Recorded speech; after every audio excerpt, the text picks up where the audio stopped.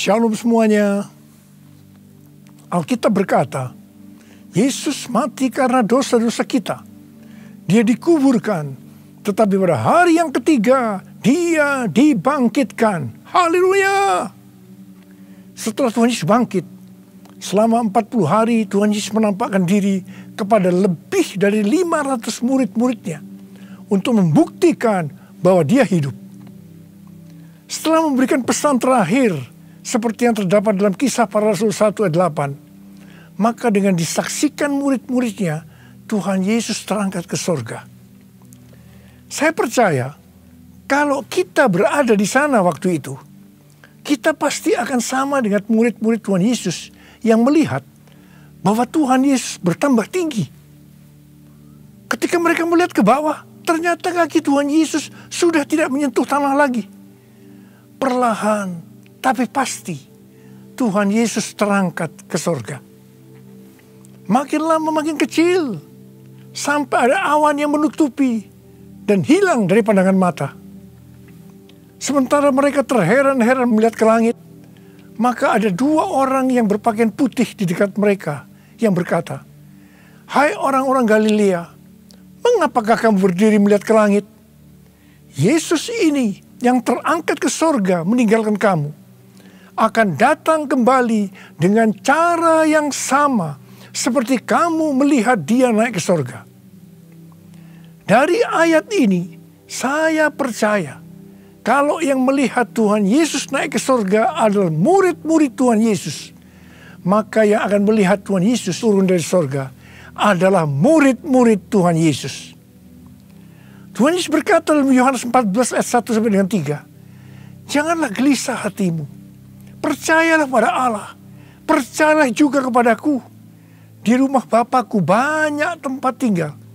Jika tidak demikian, tentu aku mengatakannya kepadamu. Sebab aku pergi ke situ untuk menyediakan tempat bagimu.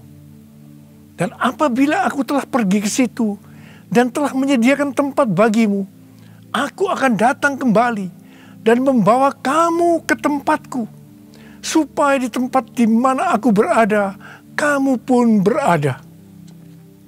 Pesan Tuhan Yesus ini ditujukan untuk murid-muridnya. Karena itu, kalau kita mau ikut dalam pengangkatan, maka kita harus menjadi murid Tuhan Yesus. Murid Tuhan Yesus adalah kita-kita yang hidupnya sama seperti Kristus telah hidup. Karena kita hidup sama seperti Kristus telah hidup, maka kita akan menjadi serupa dengan gambarnya. Roma 8 ayat 29 berkata, "Sebab semua orang yang dipilihnya dari semula, mereka juga ditentukannya dari semula untuk menjadi serupa dengan gambaran anaknya, supaya ia, anaknya itu, menjadi yang sulung di antara banyak saudara." Jadi, goal kita sebagai orang percaya adalah menjadi serupa dengan gambar Yesus. Menjadi seperti Kau, Yesus. Menjadi seperti Kau, Yesus. Menjadi sempurna dalam seluruh hidupku. Menjadi seperti Kau, Yesus. Menjadi seperti Kau, Yesus.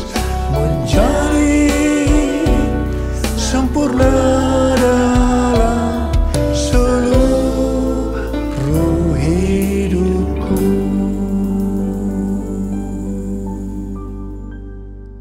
Ibrani 7 ayat 25 berkata, "Karena itu ia sanggup juga menyelamatkan dengan sempurna semua orang yang oleh Dia datang kepada Allah. Sebab ia hidup senantiasa untuk menjadi pengantara mereka." Tuhan Yesus di sorga menjadi pengantara kita. Artinya sebagai pendoa syafaat bagi kita, supaya kita selamat secara sempurna. Kalau kita berbicara tentang keselamatan, maka ada 3 hal yang harus diperhatikan. Yang pertama, bisa kehilangan keselamatan. Yang kedua, hampir-hampir tidak diselamatkan. Yang ketiga, selamat dengan sempurna. Orang yang sudah percaya bisa kehilangan keselamatan. Matius 7 ayat 21 sampai dengan 23 berkata, bukan setiap orang yang berseru kepadaku, Tuhan, Tuhan, akan masuk ke dalam kerajaan sorga, melainkan dia yang melakukan kehendak Bapa-Ku yang di sorga. Pada hari terakhir, banyak orang akan berseru kepadaku, Tuhan, Tuhan, bukankah kami bernubuat demi nama-Mu, dan mengusir setan demi nama-Mu, dan mengadakan banyak mujizat demi nama-Mu juga. Pada waktu itulah, aku akan berterus terang kepada mereka dan berkata, aku tidak pernah mengenal kamu. Enyahlah daripadaku, kamu sekalian pembuat kejahatan. Ini merupakan peringatan bagi hamba-hamba Tuhan yang sedang dipakai oleh Tuhan. Agar pelayanan yang diberikan oleh Tuhan itu semata-mata hanya untuk menyatakan kemuliaan-Nya. Bukan untuk kemuliaan diri sendiri. Bukan untuk mencari keuntungan pribadi. Bukan untuk popularitas. Di mana ini semua bisa mengakibatkan hilangnya keselamatan. Contoh seorang murid yang kehilangan keselamatannya adalah Yudas. Yudas mengikut Yesus begitu lama. Bahkan dicatat dalam Lukas 9 ayat 1 sampai dengan 6. Ia bersama murid-muridnya yang lain pernah melakukan berbagai mujizat dan pelayanan kesembuhan. Namun ia akhirnya memilih meninggalkan Tuhan. Maka hilanglah keselamatannya. Mengenai hampir-hampir tidak diselamatkan, 1 Korintus 3 ayat 10 sampai dengan 15 berkata, bahwa kita membangun hidup kita ini dengan dasar Yesus Kristus. Pertanyaannya, bahan apa yang kita gunakan untuk membangun kehidupan kita ini? Apakah dengan bahan emas, perak, batu permata, ataukah dengan bahan kayu, rumput kering, atau jerami? Semua ini akan nampak pada hari Tuhan. Saat pekerjaan kita diuji dengan api.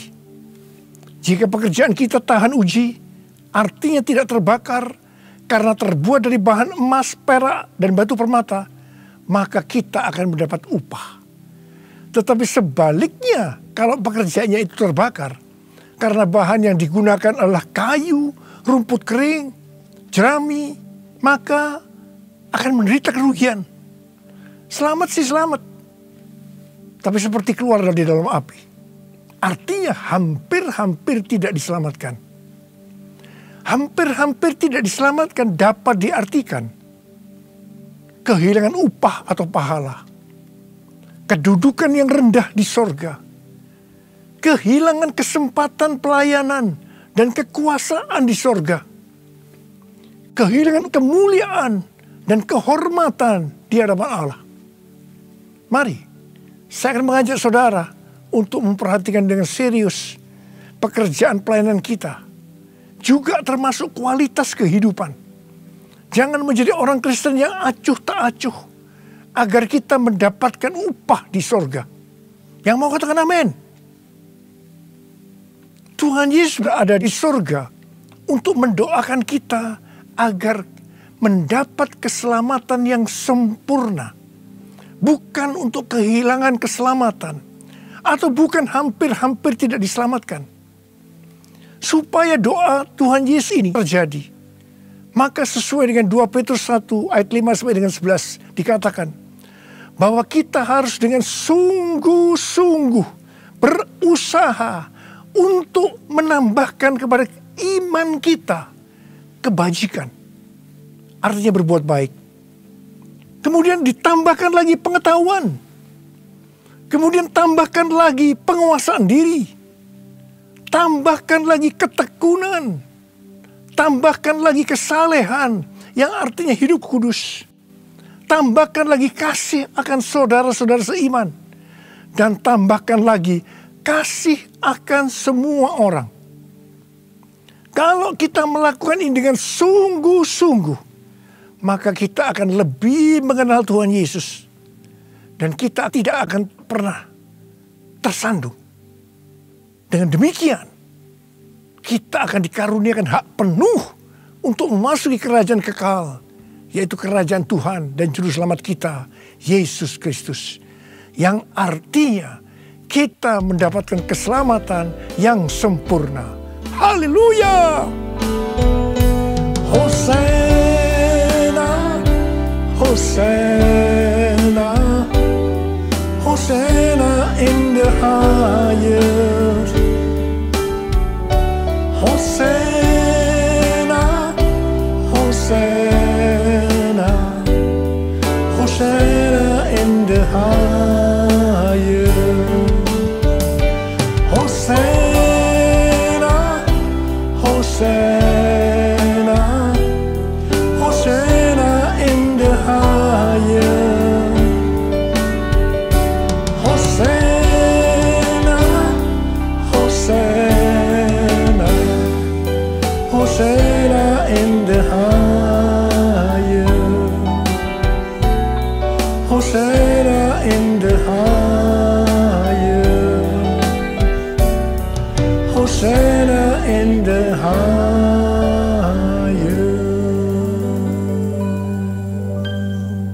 Pesan yang terakhir dari Tuhan Yesus untuk murid-muridnya sebelum terangkat ke surga terdapat dalam Kisah Para Rasul 1 ayat 8 yang berkata, tetapi kamu akan menerima kuasa kalau Roh Kudus turun ke atas kamu, dan kamu akan menjadi saksiku di Yerusalem dan di seluruh Yudea dan Samaria dan sampai ke ujung bumi. Setelah memberikan pesan yang terakhir itu, Tuhan Yesus naik ke surga. Setelah itu, apa yang dilakukan oleh murid-muridnya? Mereka pergi ke Yerusalem dan berkumpul di ruang atas atau kamar loteng.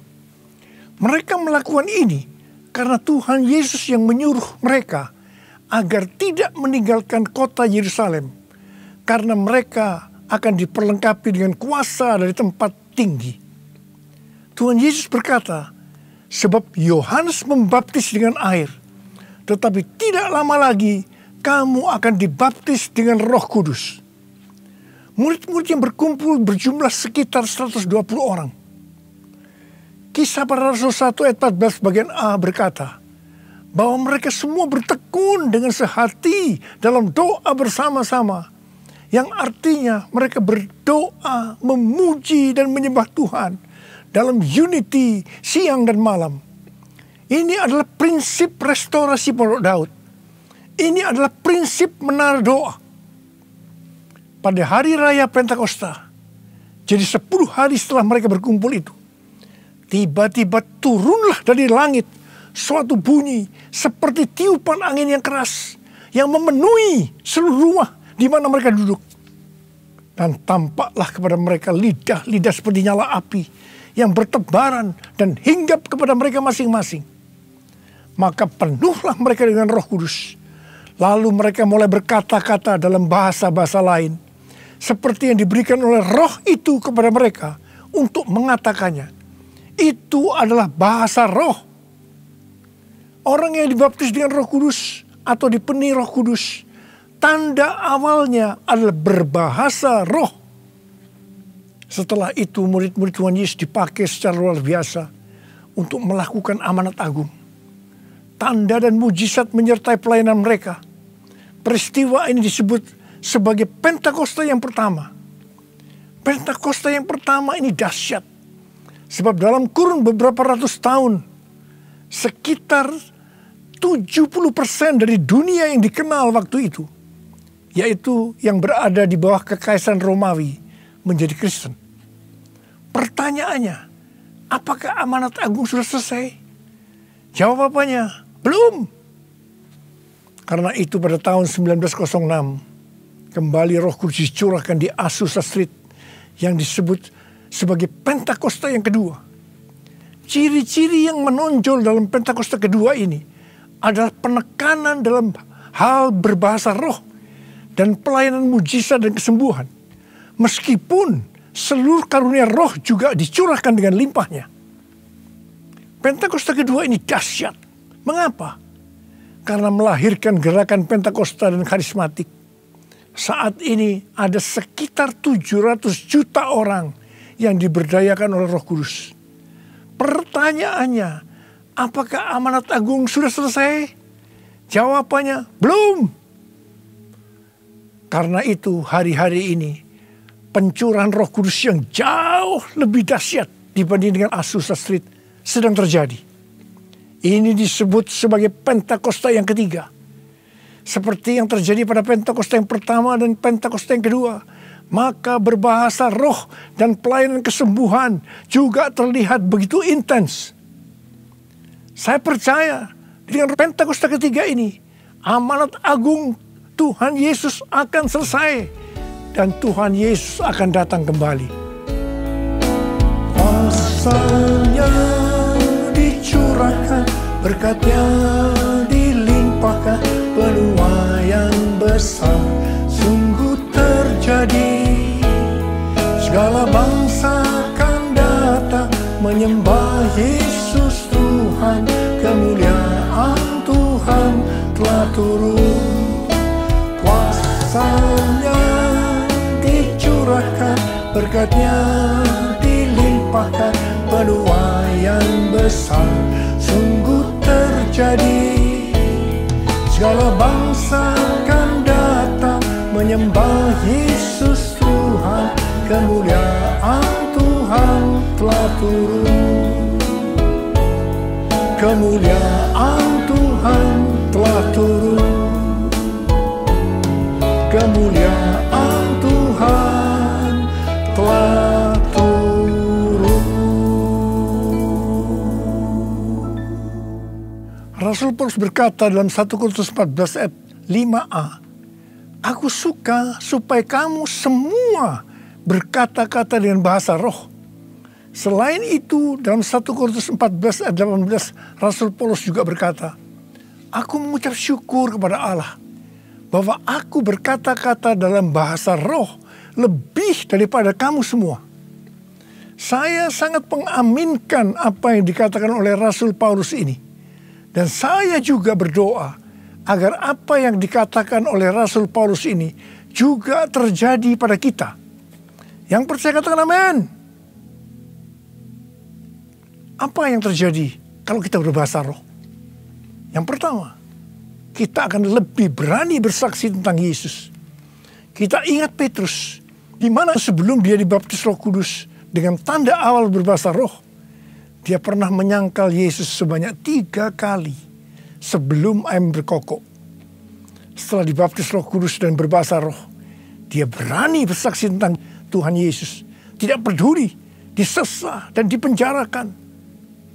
Yang kedua, kalau kita berbahasa roh, maka sesuai dengan 1 Korintus 14 ayat 4. Siapa yang berkata-kata dalam bahasa roh, ia membangun dirinya sendiri. Yang artinya kalau kita berbahasa roh, kita membangun iman kita. Yang ketiga, kalau kita berbahasa roh, kita akan lebih merasakan hadiratnya dan lebih intim dengan dia. Karena ketika kita berbahasa roh, kita berkata-kata kepada Allah, bukan kepada manusia. Yang keempat, kalau kita berbahasa roh, kita akan berdoa lebih lama lagi. Yang kelima, sesuai dengan 1 Korintus 14 ayat 14 sampai dengan 15 yang berkata, sebab jika aku berdoa dengan bahasa roh, maka rohkulah yang berdoa, tetapi akal budiku tidak turut berdoa. Jadi, apakah yang harus kubuat? Aku akan berdoa dengan rohku, tetapi aku akan berdoa juga dengan akal budiku. Aku akan menyanyi dan memuji dengan rohku, tetapi aku akan menyanyi dan memuji juga dengan akal budiku. Jadi, kalau kita menghendaki agar roh kita berdoa, menyanyi, dan memuji, maka kita harus berbahasa roh. Sedangkan kalau dengan akal budi atau jiwa, maka kita harus menggunakan bahasa yang kita mengerti. Mari, bagi yang mau melakukan, katakan bersama saya, amin. Saya berdoa buat saudara. Ada berapa banyak di antara saudara yang merindukan untuk bisa berbahasa roh? Angkat tangan saudara. Yang kedua, Ada berapa banyak di antara saudara yang sekarang sudah berbahasa roh, tetapi saudara merasakan saudara tidak penuh Roh Kudus. Angkat tangan saudara. Sekarang saya mau berdoa buat saudara. Mari nyanyikan ini bersama-sama saya.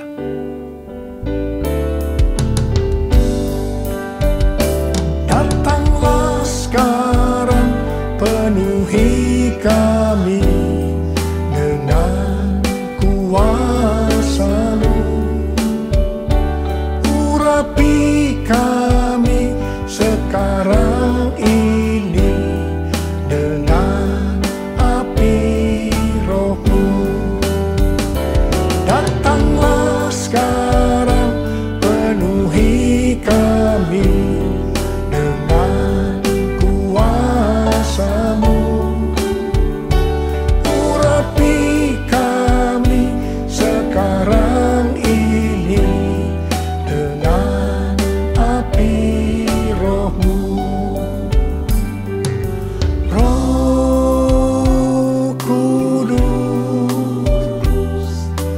ini hamba-Mu. Roh Kudus, penuhi hamba-Mu. Angkat tangan saudara.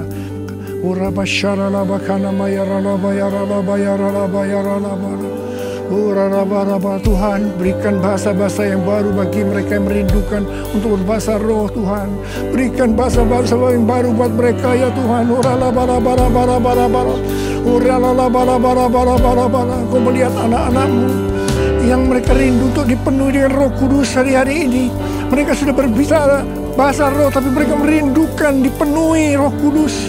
Dipenuhi, terima, penuh Roh Kudus, dipenuhi Roh Kudus, dipenuhi Roh Kudus, terima.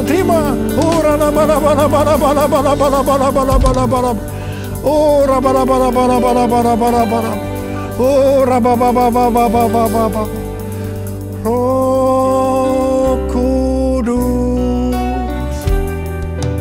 ini hamba-Mu. Roh Kudus,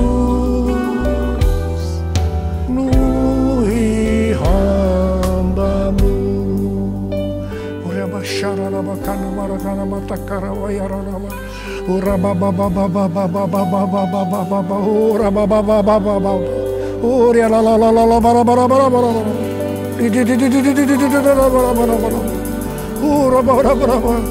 Dipenuhi Roh Kudus, dipenuhi Roh Kudus, dipenuhi penuh Roh Kudus, penuh Roh Kudus, dipenuhi dengan Roh Kudus. Terima kasih Tuhan, terima kasih, terima kasih, terima kasih Tuhan, terima kasih, terima kasih, terima kasih, terima kasih, terima kasih, terima kasih, terima kasih, terima kasih. Dalam nama Yesus, dalam nama Yesus. Amin.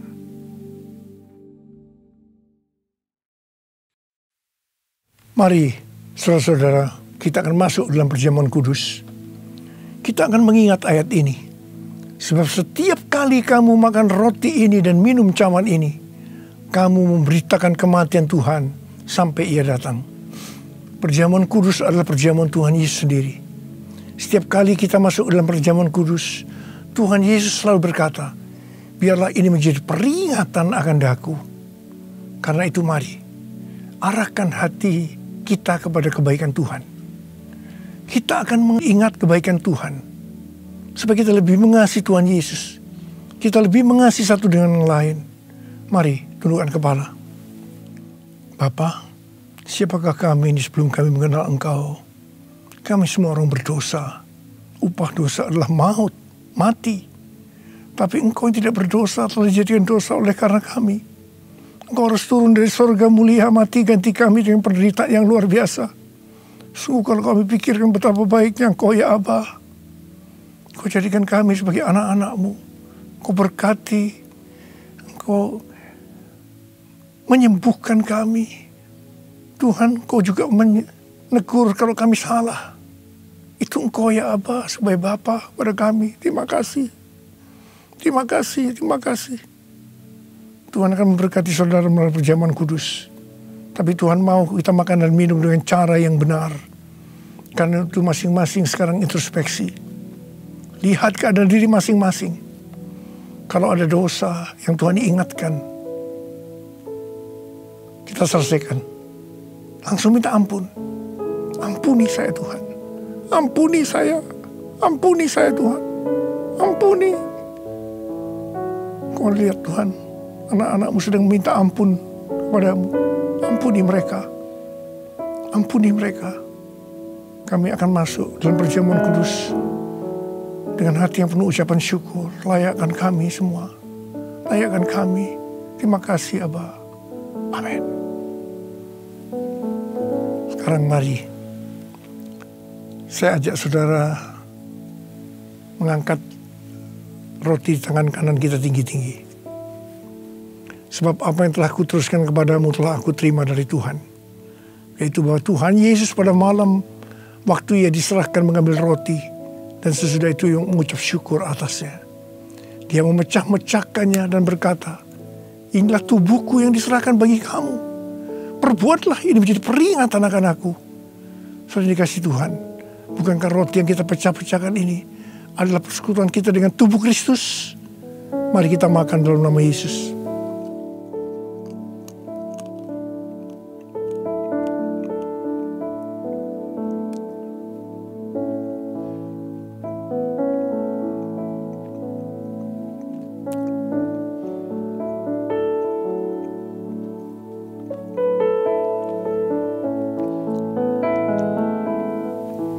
Mari angkat cawan di tangan kanan kita tinggi-tinggi. Demikian juga yang mengambil cawan sesudah makan lalu berkata, cawan ini adalah perjanjian baru yang dimeteraikan oleh darahku. Perbuatlah ini setiap kali kamu meminumnya menjadi peringatan akan aku. Yang dikasih Tuhan, bukankah cawan pengucapan syukur yang atasnya kita ucapkan syukur adalah persekutuan kita dengan darah Yesus? Mari kita minum dalam nama Yesus.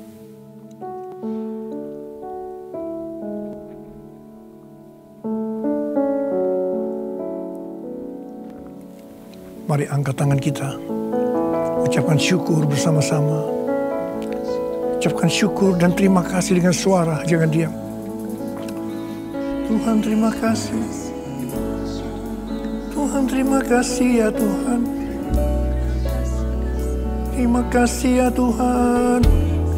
Terima kasih. Terima kasih ya Tuhan. Terima kasih. Waralabasi karalabalabala.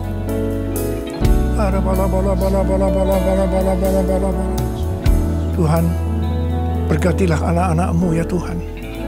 Kau lihat mereka membutuhkan pertolongan Tuhan. Kau menyembuhkan yang sakit.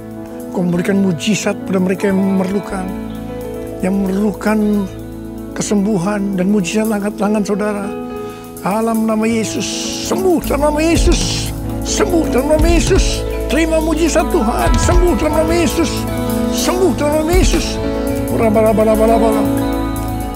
Aku perkatakan hai COVID-19, Omikron, dan varian-varian lainnya, krisis ekonomi. Dalam nama Yesus, diam, tenanglah. Diam, tenanglah. Diam, tenanglah. Tuhan terima kasih. Tuhan terima kasih. Engkau menjaga semua anak-anak-Mu. Hamba berdoa tidak ada yang berkekurangan ya Tuhan. Semua dicukupkan. Malah berkelimpahan dalam berbagai kebajikan. Terima kasih. Terima kasih. Terima kasih. Terima kasih Yesusku. Terima kasih Yesusku. Puji syukur hanya bagi Tuhanku. Terima kasih Yesusku. Terima kasih Yesusku.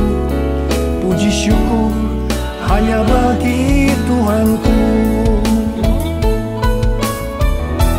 Terima kasih Yesusku.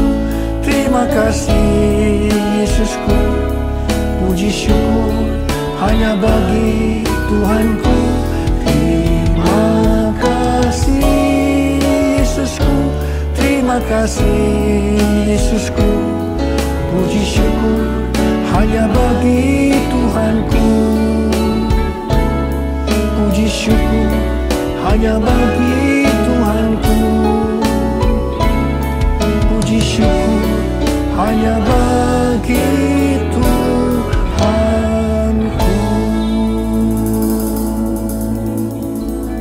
Makasih, makasih Abah. Terima kasih, terima kasih. Mari kita angkat tangan kita, terimalah berkat Tuhan. Kasih karunia yang berlimpah-limpah daripada Allah Bapa di dalam Anak yang tunggal Yesus Kristus. Persekutuan yang manis dengan Roh Kudus menyertai saudara sekalian mulai hari ini. Sampai Tuhan Yesus datang menjemput kita di awan-awan dan bahkan sampai selama-lamanya. Yang percaya bersama-sama katakan, amin.